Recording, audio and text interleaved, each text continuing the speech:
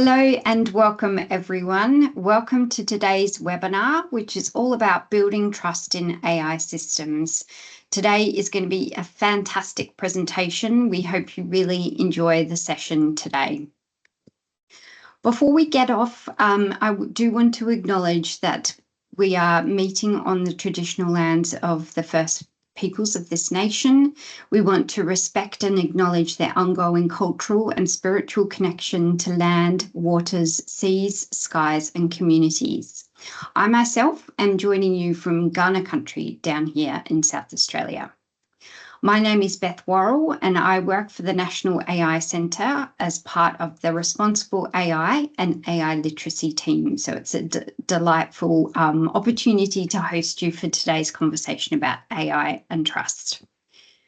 So today we will be hearing from the authors of this report, which came out a couple of months ago. It was a fantastic report and really summarises a lot of what we thought was happening, but now we know to be true in relation to how people are feeling about trusting AI systems, how Australians feel in relation to everyone else around the world, and what organisations might do to build trust in AI systems so that we can help to accelerate the adoption of these tools. We will be hearing from the report authors, so Nicole Gillespie, who we are delighted to have today with us, Stephen Lockie, who is joining also from the University of Melbourne, and from KPMG we have James Mabbott, who can talk to us a bit about what the commercial perspective is and some feedback that we have heard already from organisations who are using this research to shape their own AI systems. Before we do start today, I do want to make mention of the National AI Centre. We are part of the Department of Industry, Science and Resources.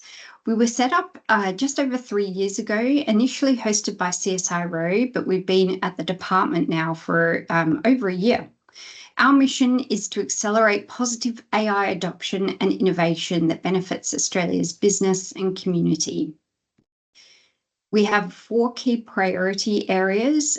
We are looking to build industry intelligence, so you will see a lot more information and insight from the National AI Centre in the coming months and years.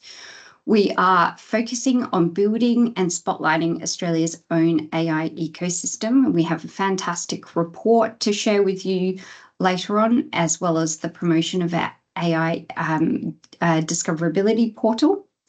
We have a huge program of work that focuses on safe and responsible AI use, so building AI systems that we can trust. And we will be doing a lot more to improve and accelerate AI literacy across the country, which is a really important project. As I said, the AI Directory is a consolidation of AI organisations that are based here in Australia. You can join the AI Directory. We have a link available on our website and from this PowerPoint deck as well. So if you are an organisation today that is actually building and shaping AI systems, we would love you to join the AI Directory. It makes it a lot easier for us to spotlight what is happening here in Australia and share your details with a range of organisations looking to procure AI services. Now, with that, it is my pleasure to introduce Nicole Gillespie, who is the lead author of this excellent report. Nicole, thank you again for spending your time today. We're really looking forward to unpacking these insights with you. Over to you. Thanks so much, Beth. It's fantastic to be with you here today, and thank you everyone for joining. I'll share my slides. I'm hoping that everyone is seeing that okay. Fantastic. Excellent. So, what I'm going to share with you today are just some of the key insights from our global study. This is our 4th survey in the program that we've done since 2020. So the aim of doing these surveys is to provide an evidence-based understanding of people's trust, use and attitudes towards AI and their expectations for AI governance. And this is very much around informing public policy, but also industry practice. And we really feel that given the transformative effects that AI is having on every sector of the economy, bringing this public voice into the conversation we think is more important now than what it's ever been before. Now, I would like to acknowledge the tremendous amount of work that the research team has put into generating the insights today, and Steve Lockie, who's co-leading this, will be joining the Q&A, and also the collaboration with KPMG that's really enabled us to do this research, and particularly James Mabbott, who's really headed up that partnership. So I will say that what I can share today is really just a snapshot of the findings. The full report is available on the University of Melbourne Business School website, as well as the KPMG website. So if anyone wants a deeper dive, you can read the full report there. So I'll start with a brief overview of how we conducted the research. So our research insights are based on survey data collected from the 47 countries here. So in total, 48,000 people responded to the survey. Now, we surveyed a minimum of 1,000 people in each country, and we used nationally representative samples of the population. And this is really important because it gives us confidence that the data is representing the views of the public. Now, you can see here that the data also represented all industries and occupations as listed by the OECD. We collected the data between November last year and January this year, so it does reflect current opinion. Now, our analysis revealed a strong pattern of differences between countries that are designated by the International Monetary Fund as advanced economies compared to emerging economies. So what I'm going to do as we go through the findings is I'll draw out these patterns wherever they're relevant. I'm also going to highlight where Australia is unique or different from either the advanced economy benchmark or from the global benchmark. Now, I'm first going to focus on the public views on the use of AI in society. Then we'll move to focusing on employees' experience of the use of AI at work. And then finally, I'll just give you a glimpse of some of the data around student use of AI, because that really helps to inform perhaps what the future workforce is going to look like. Okay, so let's start then with public trust. So a key insight here is that public trust in AI is not a given. It can't be taken for granted. We find on average across countries under half say that they trust AI systems. So this is, for example, by relying on the information that AI systems provide or sharing personal information with these systems to enable them to work. Now, Australians are less trusting than the global average. You can see here it's only 36% of Australians who say that they trust AI systems. And we find these low levels of trust across a range of different AI systems. So we asked about generative AI tools, AI use in human resources, for example, to shortlist applicants, AI use in healthcare to support the diagnosis and treatment of disease, as well as AI systems in general. And if anyone's saying, why are we focusing on trust? Why does trust matter? Well, we find in both this research, but also in the broader research, that trust is central to the acceptance and use of AI, as well as being able to realise the benefits of AI. Now, we find that people are more trusting of AI in terms of its technical capabilities, so to provide a helpful and reliable service and output. Where we're more skeptical is around the safety and security of using AI, and also its impact on people and society. So this is where I think we really need to focus in on mitigating some of the risks and concerns. And this explains why we find that most people accept the use of AI. They want to gain those benefits, but also why this acceptance is somewhat qualified. And I think it's very notable that Australians have one of the lowest levels of acceptance of AI of all 47 countries that we looked at, so matched only by New Zealand. We also find that people's ambivalence towards AI is evident in the mixed emotions that people feel. So people feel both optimistic as well as worried about AI. You can see in the advanced economies, optimism and worry are about equal. So the majority of people experience both of these emotions. In advanced economies, optimism is clearly the most dominant emotion. And here in Australia, we're a pretty worried bunch. You can see the dominant emotion that we feel about AI is worry. So as you can see in this chart here, Australia's trust in AI is similar to many other advanced economies, so other countries like Canada and New Zealand. In contrast, people in emerging economies tend to have higher levels of trust as well as acceptance and use of AI. So this is the public here.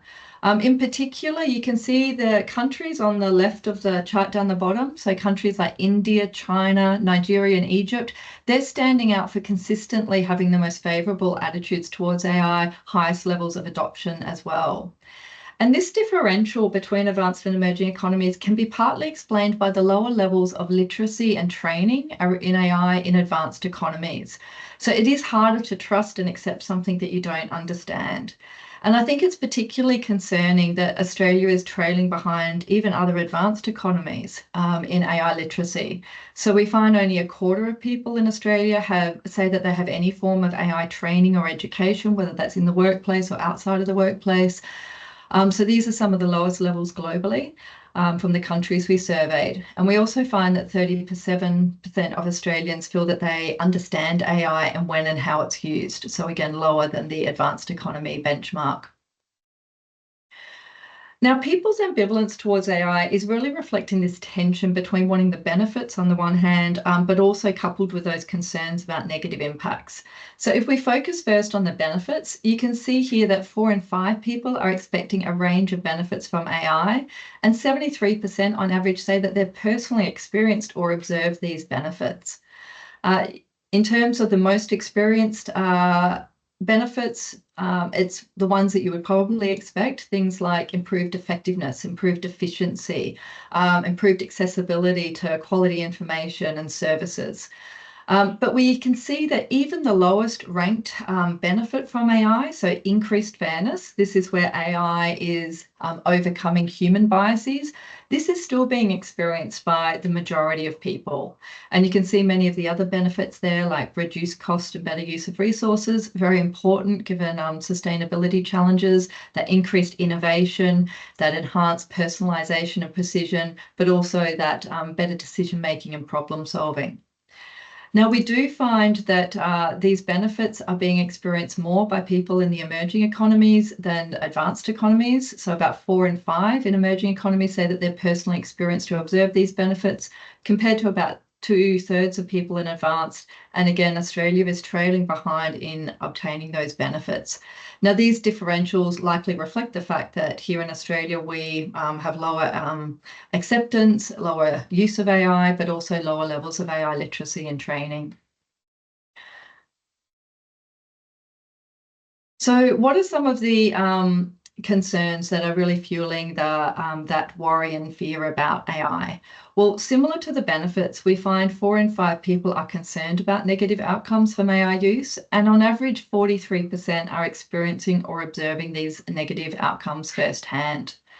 In terms of the most experienced negative outcomes, you can see here the loss of human interaction and connection. So I think this an implication of this is just, what are the limits of automation, and the fact that people are really concerned about that loss of human interaction, perhaps from the automation of many services. But we can also see misinformation and disinformation are key concerns here that are also being experienced by over half of people, together with de-skilling and dependency and experiencing inaccurate outcomes. Many of us have experienced hallucinations from ChatGPT, for example. Now, again, even the lowest ranked risk here, which is bias or unfair treatment. So this is when AI is codifying biases, leading to that disadvantage or unfair treatment. This is still being experienced by almost 1/3 of people, which I think many people would say that that level of unfair treatment is really not acceptable. So we need to work to think about how we can mitigate these negative outcomes. Now, we find that people in all countries that we surveyed are concerned about these risks and are experiencing, and a proportion of them are experiencing these negative outcomes. So this is a shared phenomenon, and I think that's a very important to note, because it really provides a mandate for international cooperative efforts to mitigate and manage these risks. We're stronger if we try to manage these risks together than trying to do it alone. Now, given these risks, it's not surprising that we find a strong public mandate for AI regulation. 70% of people say AI regulation is necessary. Yet current regulation is falling short of public expectations. We find only 2 in 5 people on average believe current regulations and laws are sufficient to make AI use safe. And here in Australia, that drops down to less than 1/3 of people. Now, this likely reflects the fact that in many countries like Australia, we're at a very early stage of developing or implementing regulatory frameworks. Even the EU, which is very advanced in developing it, it's at the time of data collection, it was still in the process of implementing those regulations and that legislation. Now, this also partly reflects the fact that 4 in 5 people are unaware of any laws, regulation, or policies that apply to AI in their country. So I think this really underscores the need to clarify and raise awareness of when and how existing laws and regulation applies. So laws such as consumer protection, privacy and IP, as well as anti-discrimination laws. How do these apply to AI? How are they enforced? What are people's rights and responsibilities in relation to these laws?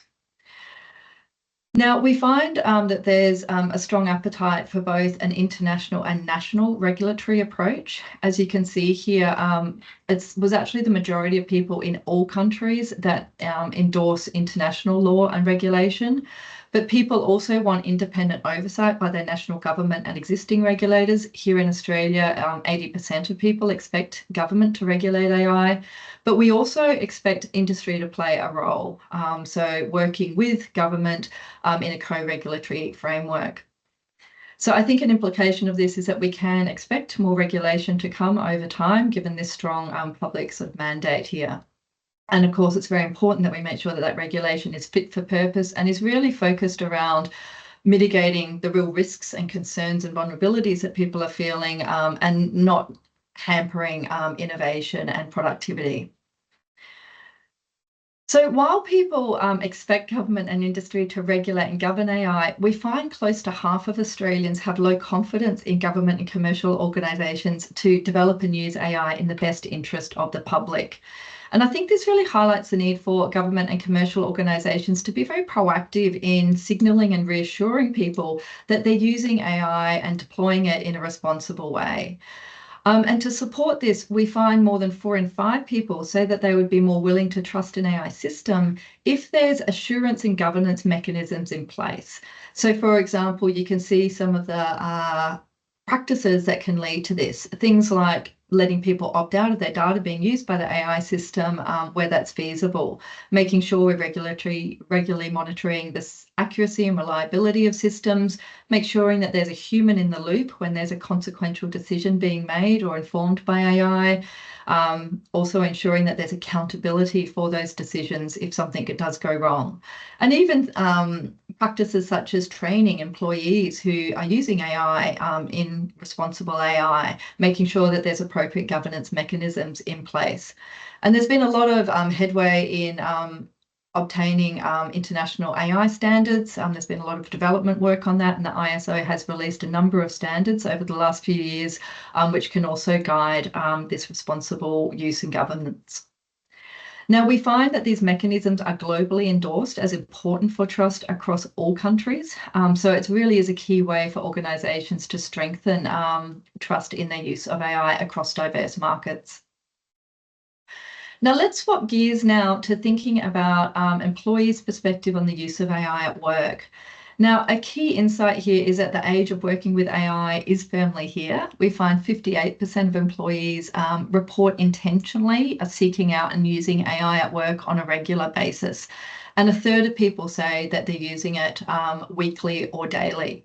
Now, people in emerging economies are leading in workplace adoption. About 20% more, you can see there, of employees in emerging economies say that they're regularly using AI compared to those in advanced economies.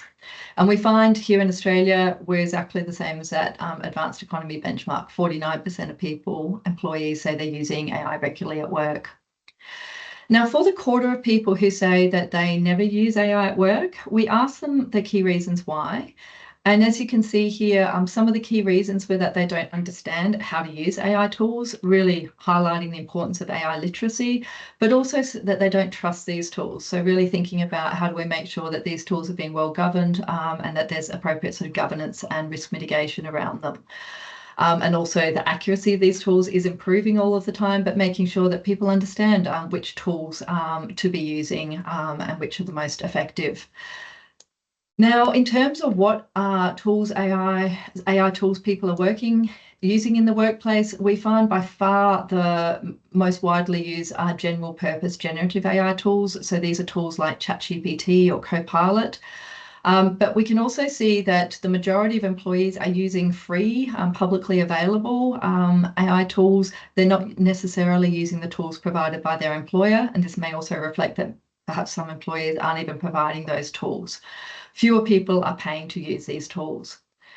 Now, given the strong use of generative AI, I think it's concerning that only 2 in 5 employees, and these are employees that are working in organisations that are using AI, only 2 in 5 say their organisation has a policy guiding how they should be using Gen AI at work. We also find under half of employees say that they have any AI training or education.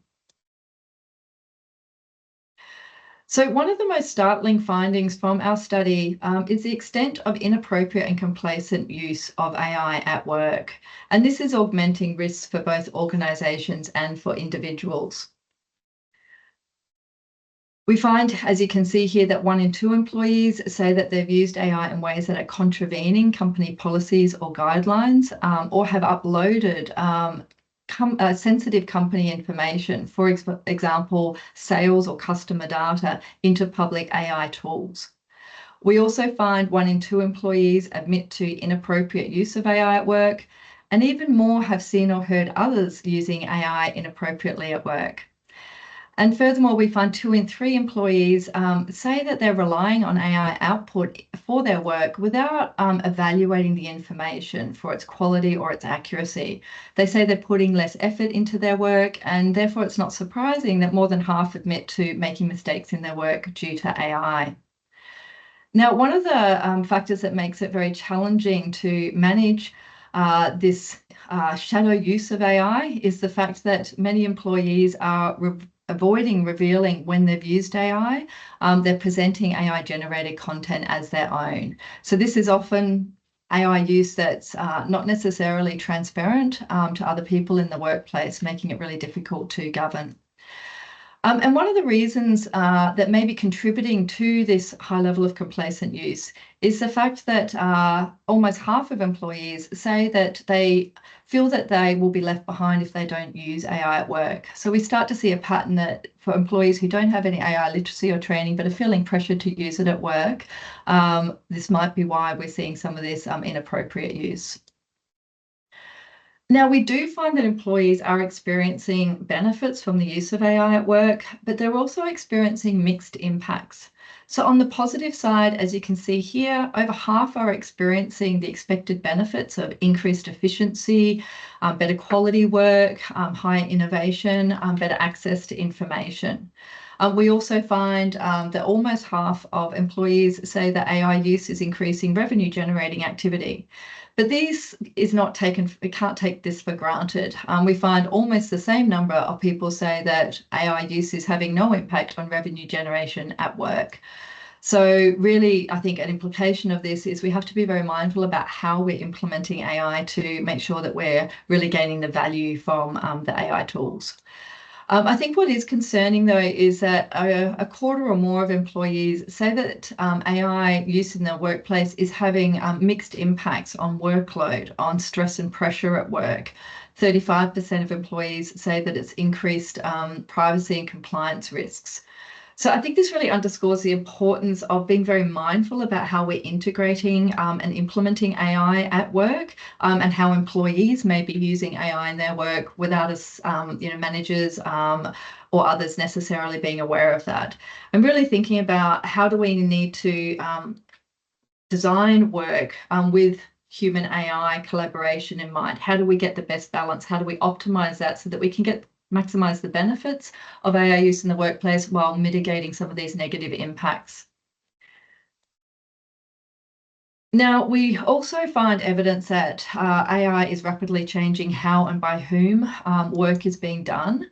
We find most people view AI use in managerial decision-making as acceptable. We actually find 75% of Australians prefer some level of AI involvement compared to sole human decision-making. Perhaps that says something about our trust in managers. However, we do find that this preference for AI is very much to act as a collaborative aid. There is no appetite for fully automating decisions of consequence. So where AI is used to, make decisions that are impacting people, we really want AI to be augmenting and complementing human decision making, not making those decisions without humans in the loop. We also find that workers are rapidly becoming reliant on AI. So AI is only being used in the workplace by most people in the last year or two. And already we find 2 in 5 people say that at times they've felt that they could not complete their work without the help of AI. So this really circles back to some of those public concerns about de-skilling and dependency. We also find that almost half of employees are relying on AI to perform tasks instead of collaborating or involving others or learning how to do it independently. So again, it really links to those concerns around skill degradation, as well as that loss of human interaction and connection. Now, we find that most workers understand that AI will have a transformative impact on their jobs if they haven't already experienced this. So we find here, as you can see, that about half say that AI will change the way that they do their daily work, and 2 in 5 say that AI could perform key aspects of their work and will replace jobs directly in their work area. Now, we find evidence that suggests that support for responsible AI use and the governance of AI at work is lagging, and this no doubt is contributing to complacent use by employees, as well as those mixed impacts from AI that we saw. So we find that only about 60% of employees who are working in organisations that are already using AI say that their organisation has an AI strategy or training in responsible AI use or policies and practices governing AI. And this drops to only half of employees when we look just at advanced economies, including Australia. Now, in terms of student use, we see quite a similar pattern of findings for students as we see for workers, but that pattern is even more pronounced. And we can really think about this in terms of, these students coming into the workforce over the next few years and being that workforce of the future. So almost all students say that they regularly and intentionally are using AI in their studies. A little over half are using it weekly or daily. Students self-report high levels of AI training and knowledge and efficacy, higher than what employees are self-reporting. Like employees, students are gaining many benefits from AI use, in addition to the usual benefits of increased efficiency and innovation and access to information. We're also seeing that students are benefiting from learning personalisation as well as skill development through the use of AI, and they say it's reducing their workload and stress. However, AI's influence on social dynamics, as well as critical thinking and assessment, is mixed. You can see a third of students or more say that AI is reducing critical thinking. It's reducing communication, interaction, and collaboration with teachers and peers, and also reducing the fairness and equity of assessment, and also triggering less trust amongst students and lecturers in students. Unfortunately, we find the complacent, inappropriate and non-transparent use of AI by students is widespread. So most students admit to using AI inappropriately and in ways that are contravening rules and guidelines. Many are putting less effort into their studies and assessment, knowing that they can rely on AI. Many are not critically evaluating AI output and therefore are making mistakes in their studies due to AI. And I think what's particularly concerning is some of the level of student dependence of AI. Over 3/4 say that they've felt that they could not complete their work without the help of AI and are relying on AI to do tasks rather than learning how to do these tasks themselves. Now, these are students. Their main role is to be learning. So I think that's quite concerning if they're relying on AI rather than learning how to do things themselves. And what may be contributing to some of these problems and some of these mixed impacts from AI use in higher education appears to be, again, a lagging in terms of higher education and other education providers' support and governance of AI and support for responsible AI use. So only half of students say their education provider has policies to guide responsible AI use in learning and assessment, or training and resources to support student understanding. This is a little higher in Australia, thankfully. These, again, across the 47 countries we looked at, though, this is a concern. So I think really the implications of these findings is, how will the sustained and ongoing use of AI affect some of the essential skills that we need, such as critical thinking, communication, and collaboration skills. So in conclusion then, I'd just like to highlight a couple of the key insights and implications. In particular, focusing in on how do we gain some of the benefits of AI in the workplace while mitigating some of those risks and mixed impacts that we talked about. So some of the ways that we can do this is by leaders investing in governance and management of AI. And particularly, we feel that our findings highlight a gap in governance around how employees are using AI at work, which is often in the shadows. We believe that if we want to get that transparent and responsible use by employees in the workplace, we do need to think about how do we foster a culture of psychological safety. How do we make it easy for people, for them to be acknowledging how they're using AI at work, being very transparent about it, and really taking accountability for that. Now, of course, that requires employees to have a higher level of AI literacy, as well as training in the responsible use of AI. So really understanding what are the shared norms, what are the guidelines and policies in the workplace that they're expected to maintain around that. Going forward, we've seen this strong appetite for human AI collaboration, but with humans retaining the balance of control for any decisions of consequence. So really, I think we need to also lean in to think about how do we optimize and help people to develop those skills in human AI collaboration? How do we build those capabilities in the workplace? How do we start to build those capabilities amongst students in our universities? And I think to mitigate some of the concerns around job loss or the changing nature of work, really thinking about how do we lean into strategic workforce planning? How do we make sure that we're upskilling our employees in the right skill sets to avoid negative impacts in terms of jobs? And other kind of key insights from the survey, we can't take that trust in AI for granted, particularly in advanced economies. Some of the ways that we can strengthen trust is by investing in those assurance and governance mechanisms. And also we find in our survey and our broader findings that the more organisations are seen to be using AI to benefit stakeholders broadly, so to derive benefits for customers, for employees, not just for improving efficiency at work, the more people are willing to lean in and accept these technologies. Again, both regulation, governance, as well as AI literacy are some of the key pathways that we can use or levers we can use to strengthen trust. And that's borne out through our modelling of the findings.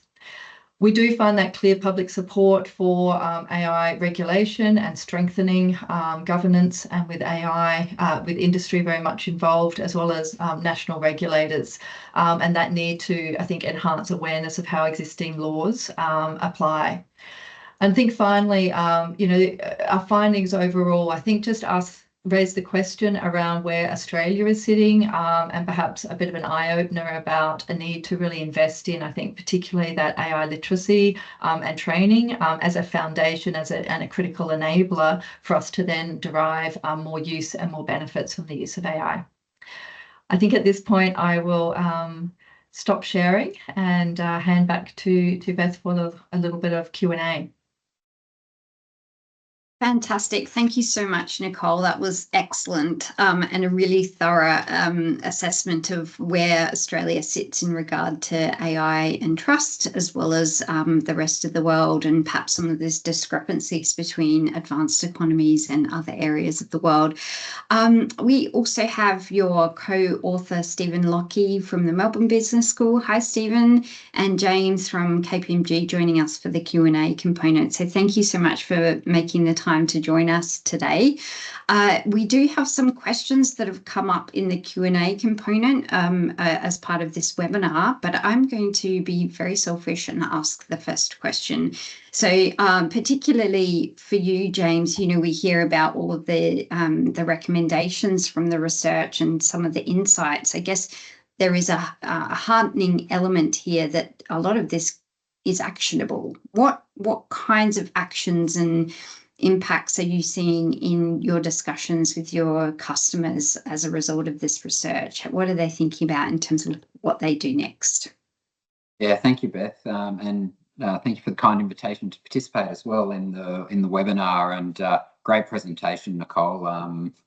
Every time I see you present the results, I go, there's something else there to pick up on. But I think a couple of things, Beth, in terms of organisations and sorts of actions you can take. I mean, a number of organisations have already started to do things from a governance perspective. There are things such as the voluntary safety standards that people are starting to implement and comply with.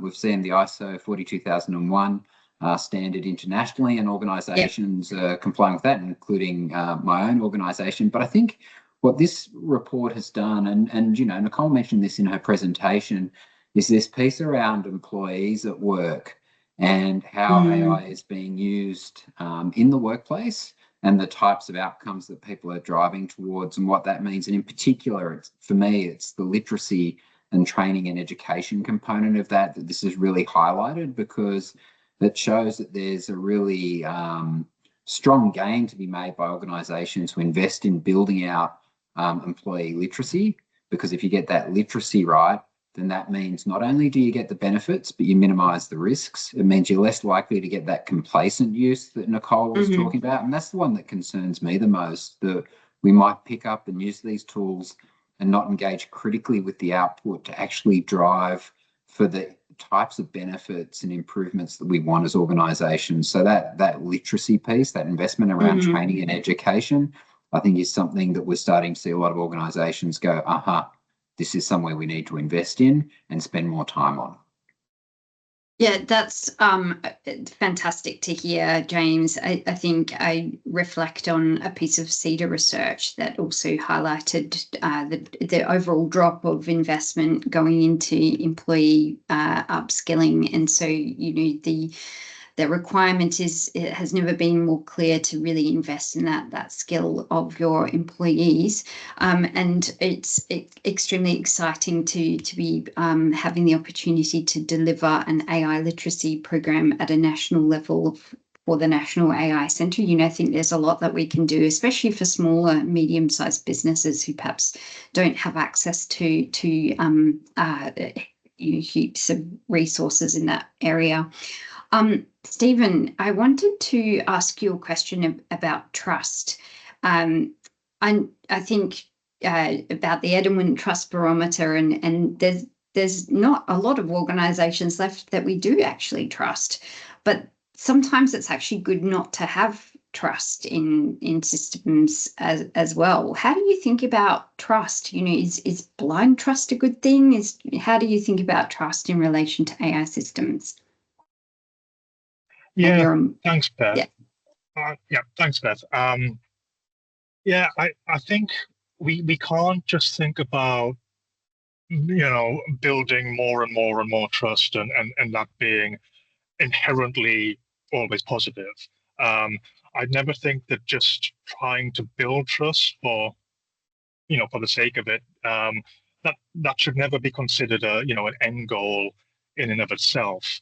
What we want is to really build kind of appropriate and well calibrated and warranted trust. So, you know, in a way that, you know, enables people to keep thinking critically and not to slip into complacency or overtrust or this kind of blind trust, as you mentioned.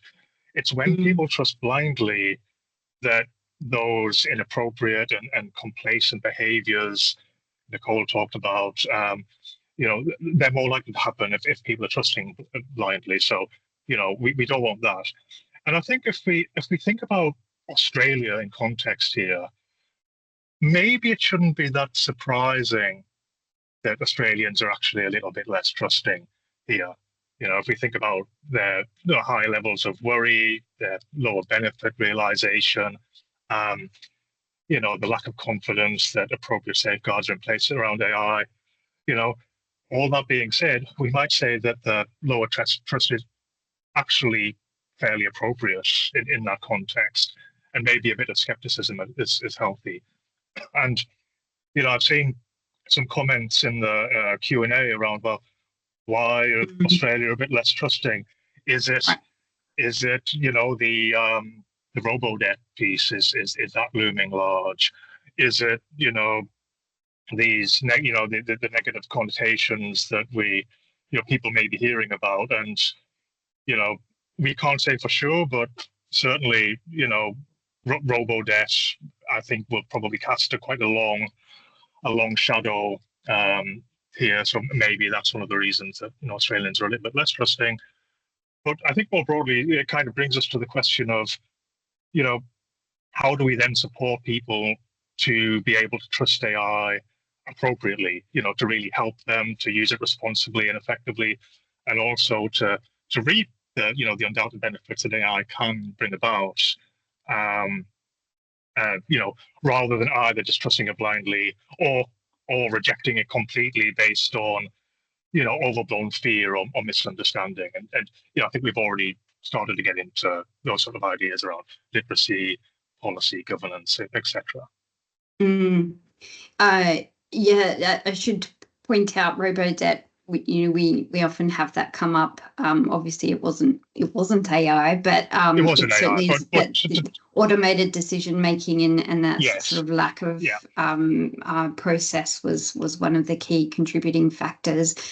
And one thing that strikes me about this report is that trust isn't just given, it's earned as well. So how are you thinking about the importance of having or encouraging people to just get hands-on with the tools and using that as an opportunity to build trust? Because presumably people need to build that over time.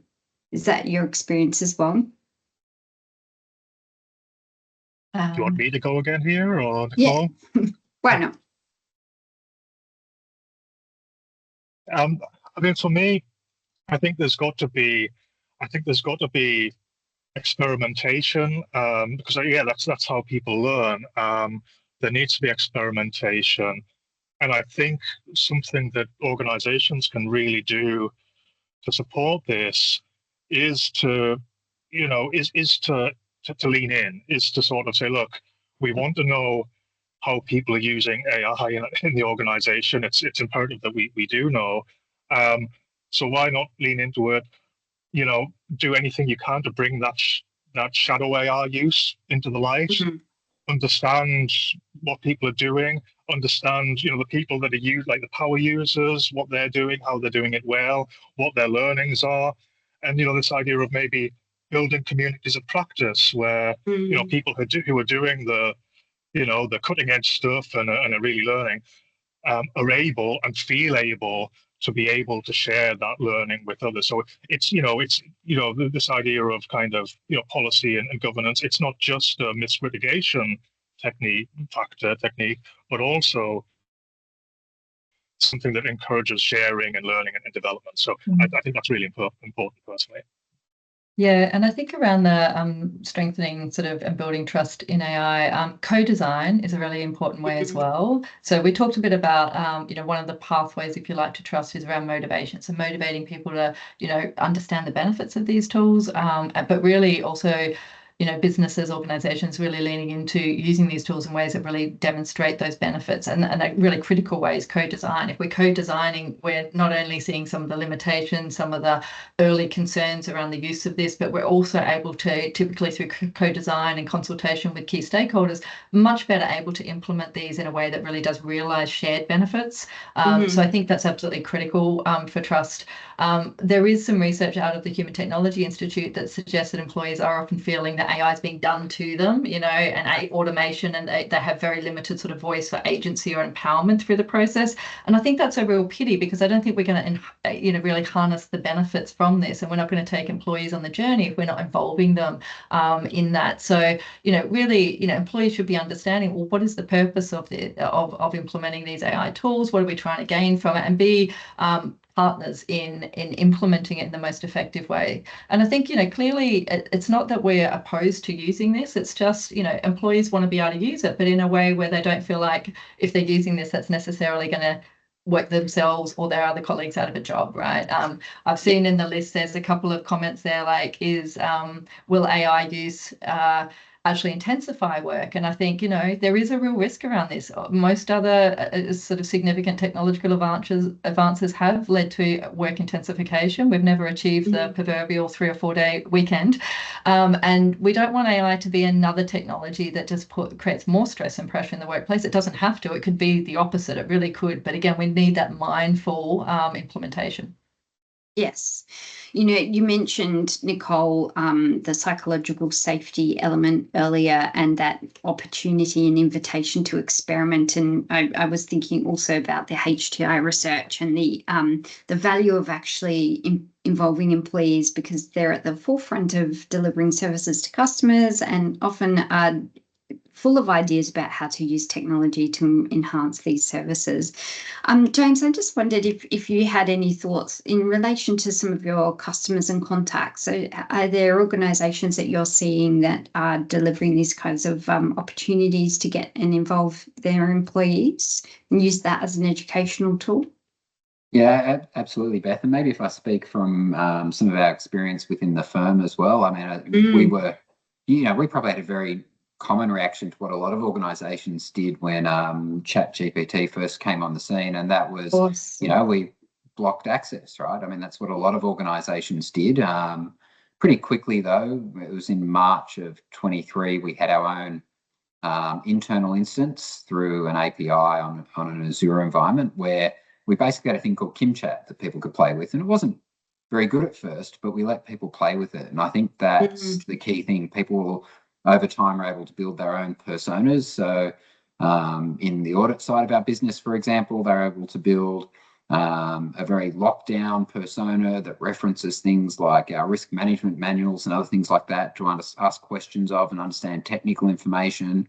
We also had a less locked down persona available that would access the public models to see what they would look like. But at the same time, we also opened up access to the public models. And what we did was we put a couple of interventions in place. So if you went to access ChatGPT or DeepSeek or one of these other external models, a little pop-up would appear that would say, did you know that there's an internal tool available that might be able to do this for you?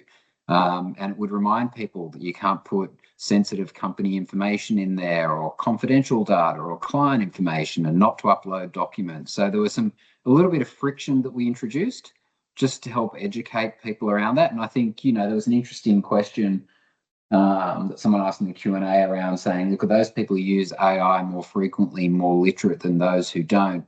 I think the answer on that from the evidence is it's a bit mixed, because what Nicole's data shows and the research that's been done by her and Steve and the team at the University of Melbourne is that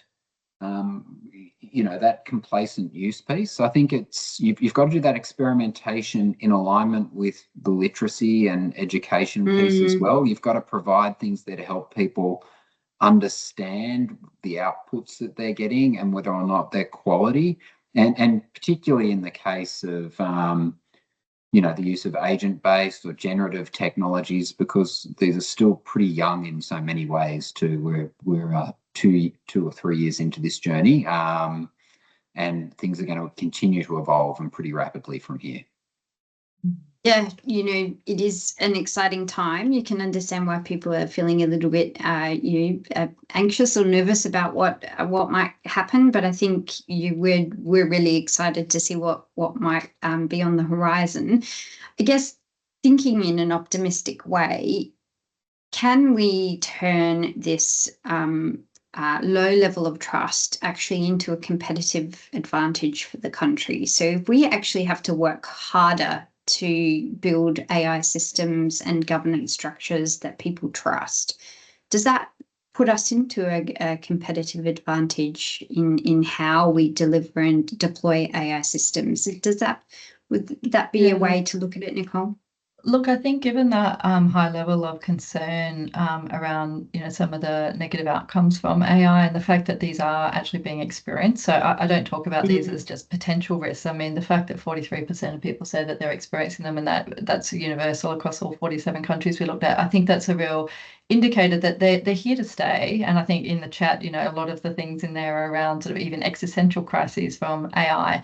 And so I think we do need to really lean into this. And I do think Australia's sort of natural skepticism, which I think is driving some of that low trust. Netherlands is also known as having a bit of a skeptical mindset. They're also very low in trust.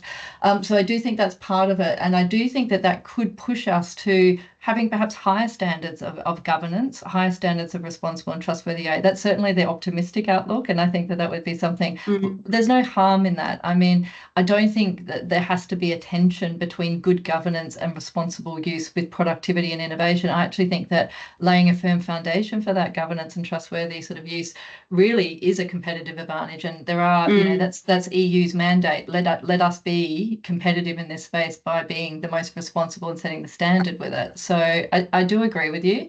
If I may, I am noticing that one of the most upticked questions there is just around the difference between emerging and advanced economies. And to contain presentation time, I didn't fully explain all the reasons there. We do unpack it more in our report, but just as an input into that, we do believe that it reflects also that AI can provide greater relative benefits and opportunities for people in emerging economies. So it enables them to overcome economic disadvantage, barriers, and resource gaps, critical resource gaps often, that people in advanced economies, we don't have those same critical resource gaps, right? So it's not that we don't get benefits from it, but it's just that people in emerging economies, it can lift them. It can give them, say, access to global markets that perhaps they can't through, language barriers or accent barriers or things like this can't necessarily obtain. So I think, and it's difficult because those emerging economies are pretty diverse. India is very different to China, very different to Nigeria, right? But at the same time, I think it is about this growth mindset that may be motivating that trust, acceptance, and use of technology. It's a means to really accelerate that economic progress for them to gain that prosperity. And I think there's just more of a hunger for it. Whereas perhaps in advanced economies, we're pretty comfortable. We've got most of the resources we need. We can get high quality medical attention, for example. We don't necessarily have to use AI to fill those gaps necessarily. So I think that motivates that AI training and literacy, and therefore the benefits and the use, and it becomes a virtuous cycle. Yeah, that makes a lot more sense. And, for those communities and countries, it could be a really exciting opportunity for them to leapfrog a lot of the development aspects, and even educational tools that might help to serve people in those countries. I think could be fantastic to see, and I'm sure that there's going to be a lot of lessons that we even in advanced economies might take from some of these geographies as well. There are a lot of questions here that have come through, as I expected. We haven't had a heap of time to answer them.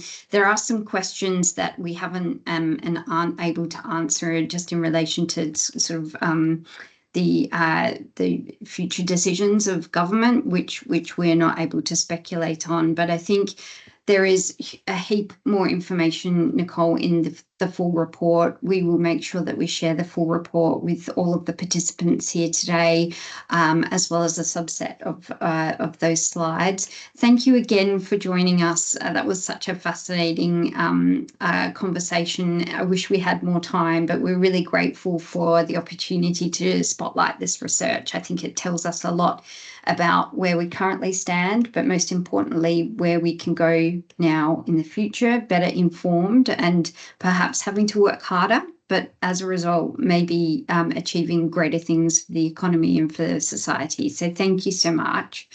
I am just going to finish off by sharing some last minute slides. So we will be running these workshops again, another webinar that we have coming up in August. So we have a report that was released a month ago, which captures and summarises Australia's own AI ecosystem. It's a report that was co-produced by the National AI Centre and CSIRO, and so we have the authors of that report to help unpack this information and spotlight what is happening in Australia, where we have learnt there are pockets and clusters of AI innovation across the country. It's a fantastic report, and I had the opportunity to hear Stefan Hajkovic present this data. So we strongly recommend that you join us later on in August for this presentation. We also have our annual AI Leadership Summit, which is happening in October. This year, we are going up to Brisbane, so we would love to see you there. It's about 500 or so people joining us for 2 days of AI leadership discussions. It's a fantastic event. This is the third year that we've been likely to sell out, so we certainly recommend that you get your tickets if you're interested in joining us. And with that, we thank you so much for your time. Please follow us and subscribe to our information on email as well as on LinkedIn to stay connected with the National AI Centre. We are looking at AI literacy across the country, and we have a lot of plans in that space. So we continue to work and seek feedback from industry. So please do get in touch if you'd like to ask any follow-up questions or have any comments for us. We'd love to hear from you. But with that, I'm going to say goodbye and hope to see you on our next webinar. Thank you again. Bye-bye.